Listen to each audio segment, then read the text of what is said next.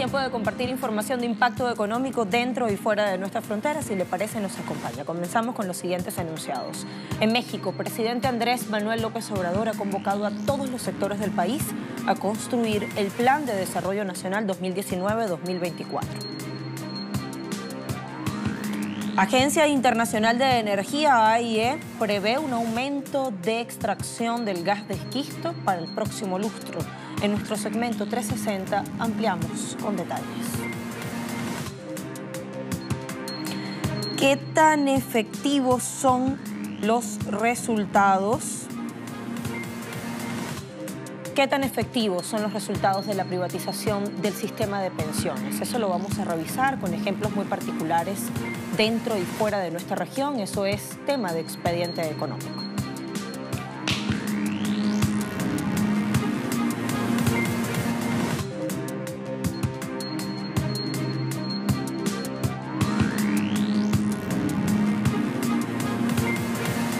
Gobierno del presidente Andrés Manuel López Obrador ha convocado a todos los sectores del país a participar de la elaboración de un plan de desarrollo nacional 2019-2024 y la idea es crear un pacto social favorable al pueblo.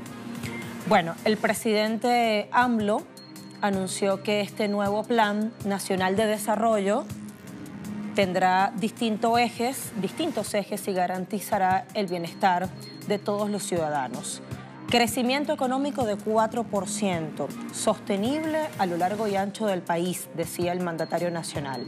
Reducción de pobreza, reducción de la brecha de desigualdad social, otros de los objetivos que están contemplados en este plan que, como decíamos, tiene distintos ejes y en el que, según la convocatoria que ha hecho el Ejecutivo, tendrán que participar todos los sectores del país.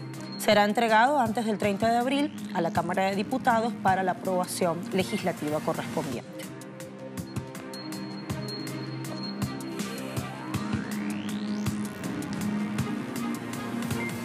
Más información en esta emisión de Impacto Económico. Nos lleva a Panamá. Productores agrícolas y gobierno están en conflictos. Por un lado están las cifras gubernamentales que hablan de apoyo al sector y del otro, la realidad de los trabajadores. Resumimos a continuación.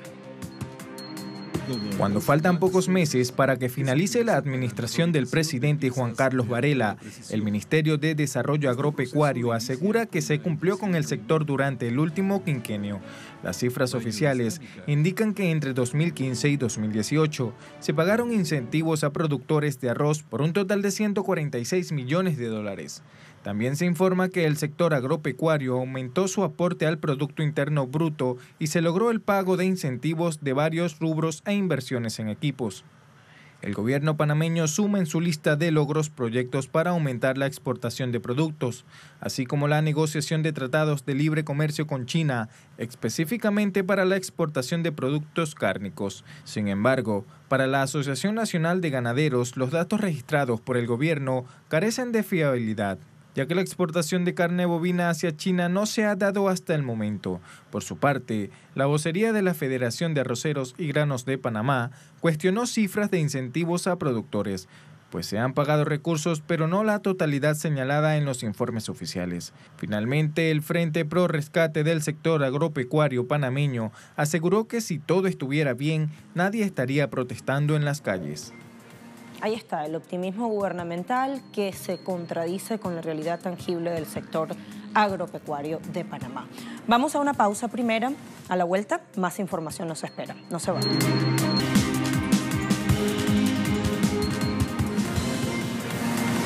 Información 360. La Agencia Internacional de Energía, AIE, está advirtiendo que Estados Unidos podría desequilibrar el mercado petrolero internacional a través de la técnica de extracción petrolera fracking.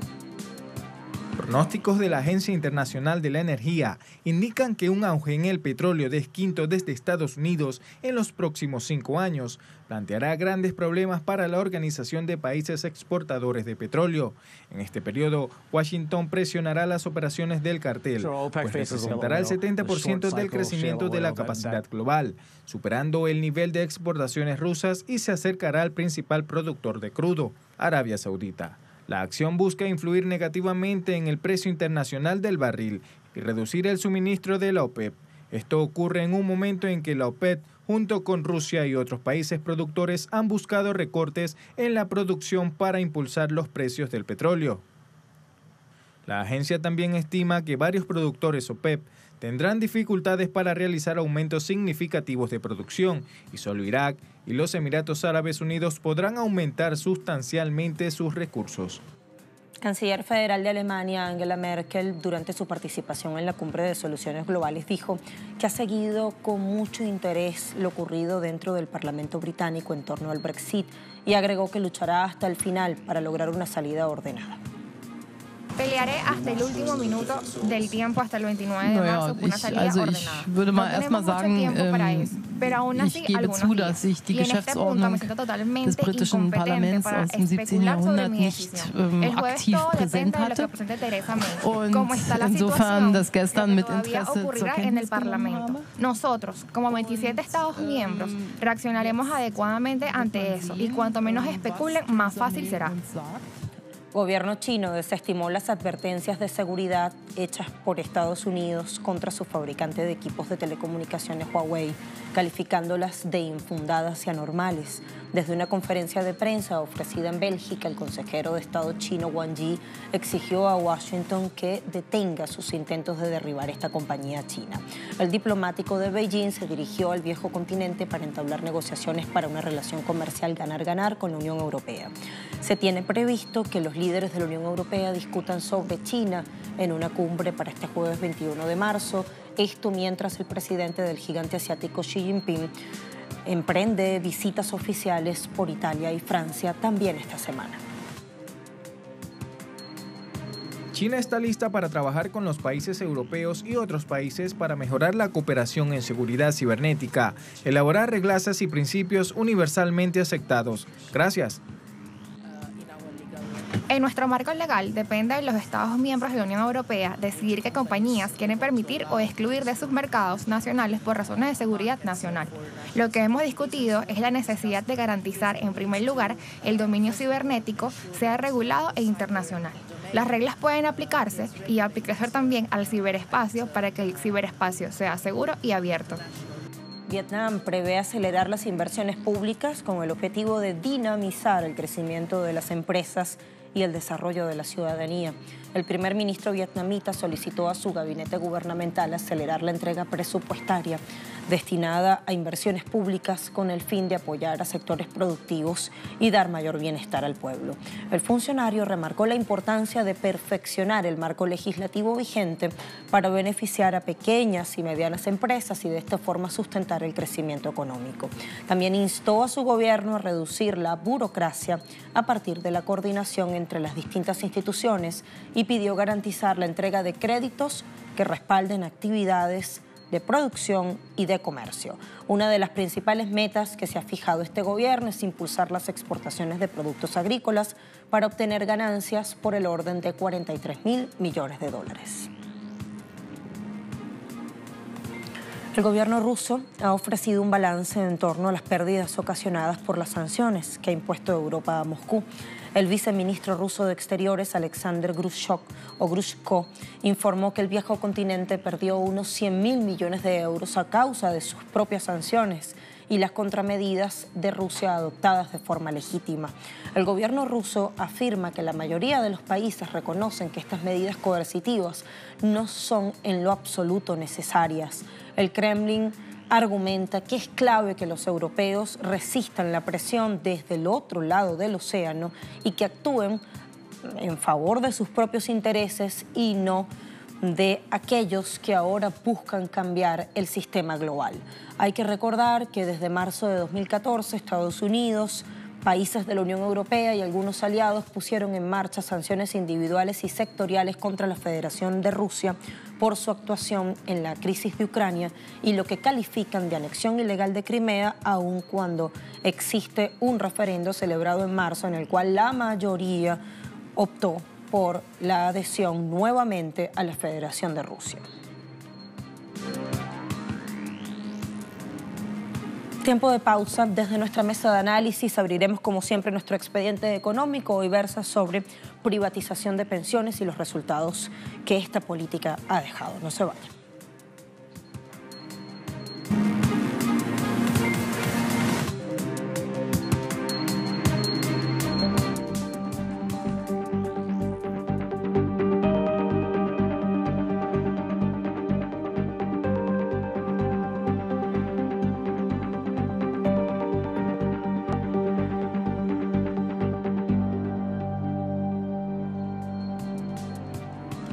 Es nuestro momento de ver cuestiones económicas con un poco más de profundidad. En los años 80 se planteó privatización y minimización del Estado como solución a la crisis. Ningún sector se salvó: transporte, electricidad, agua, educación y pensiones. El Banco Mundial, el Fondo Monetario Internacional, la USAID, el Instituto Cato, entre otros organismos, se embarcaron en un jugoso negocio. ¿Y por qué? Las élites financieras comenzaron a lucrarse con los ahorros de los trabajadores. Y luego de 40 años, ¿qué ha dejado esa cruzada privatizadora? Tenemos datos aportados por el Centro Estratégico Latinoamericano de Geopolítica, CELAC. Los compartimos. La privatización del sistema de pensiones cobró especial importancia en la década de los 80, tanto por su novedad como por lo arriesgado. Nadie sabía qué consecuencias podría traer, pero como en todo experimento, aquellos más débiles fueron los primeros en probarla. El Chile de Augusto Pinochet fue la primera experiencia y desde ese momento, entre el año 1981 y 2014, 30 países privatizaron total o parcialmente su sistema de pensiones. De ellos, 14 fueron de América Latina, 14 de Europa del Este o la antigua Unión Soviética y 2 de África.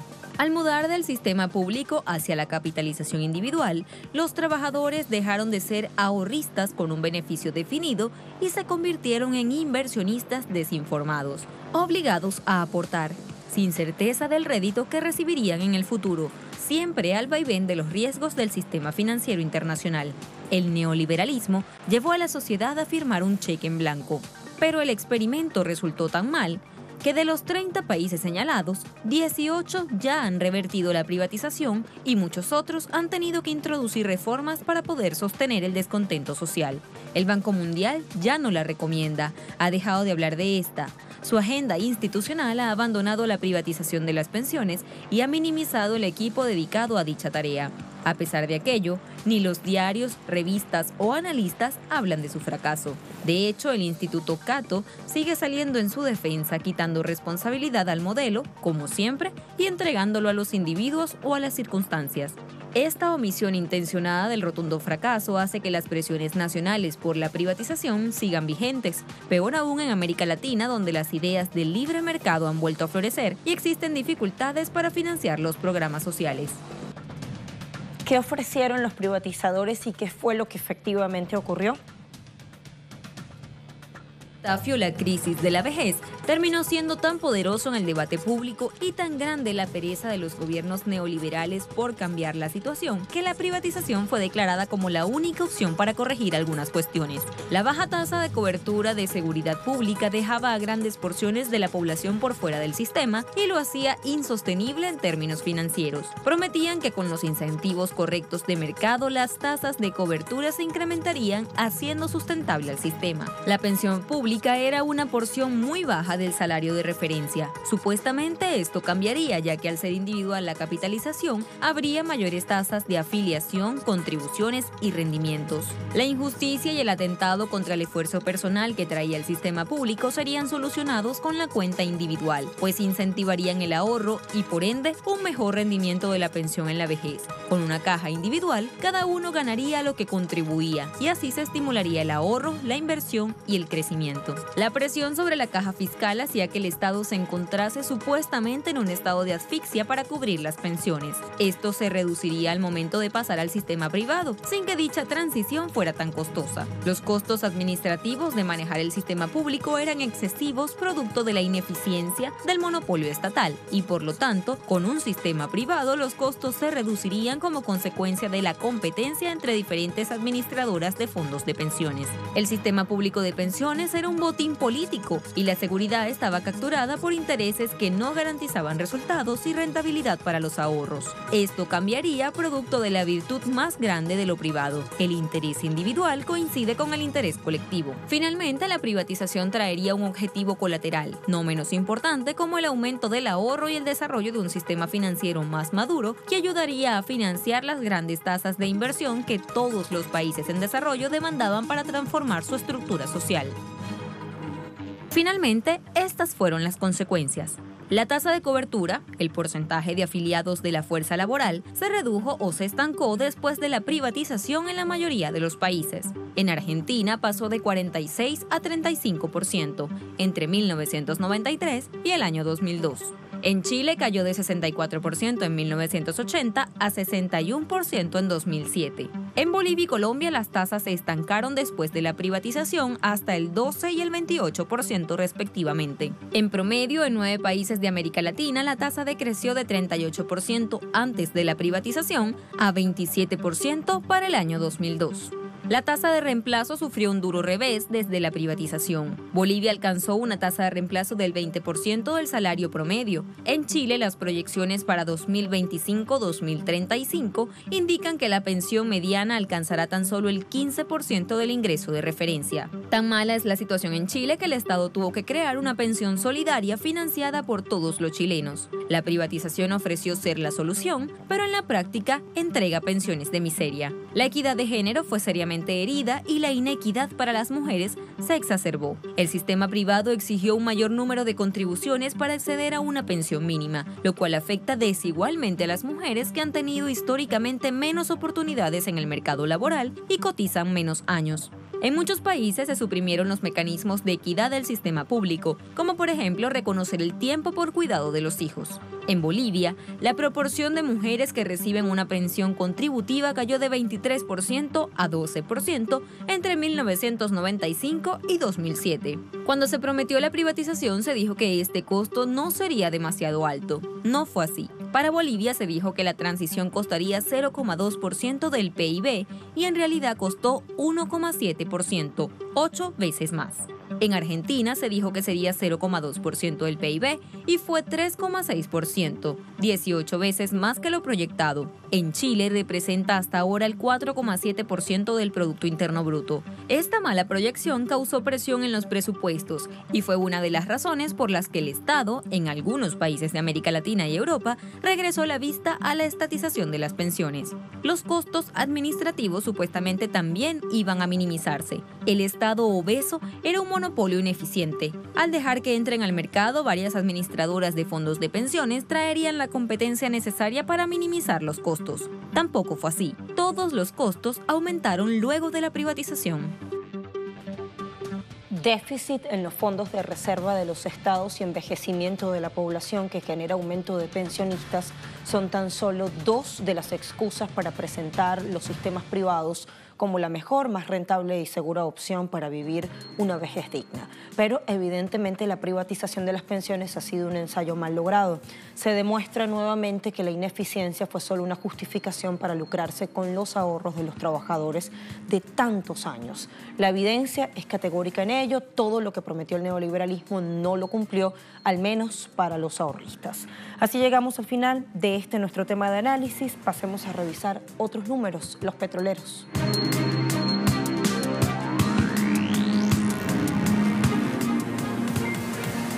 Indicadores que tenemos en esta jornada: el crudo Brent se ubica en $68,09 por tonel, una subida de 0,94% representa esta cifra. En el caso del Texas intermedio se valora en $59,51 por barril, una subida de 0,90%, muy parecido a lo que ocurrió con el Brent en las últimas sesiones. Y en el caso del crudo OPEP se sitúa en $66,87 y se mantiene estable. Con estos indicadores llegamos al final de nuestra emisión de Impacto. Gracias como siempre por acompañarnos. Sigue en sintonía de Telesur. Nos vemos en una próxima.